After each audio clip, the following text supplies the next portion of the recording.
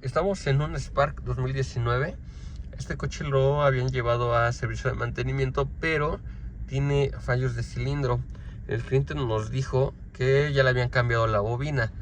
Sin embargo, pues vamos a volver a checarla porque los códigos de falla que nos marcan son cilindros 2 y 3.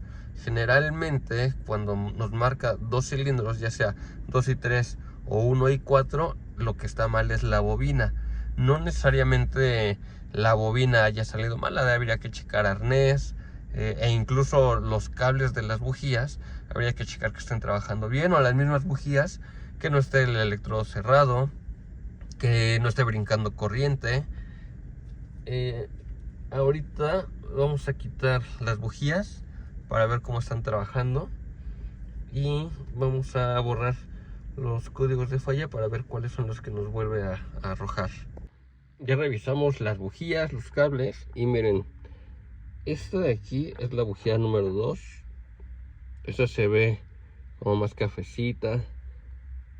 Esta es la bujía número 3. Y esa se ve más limpio el electrodo, la cerámica que va aquí. Esta es la 2, se ve más carbonizada.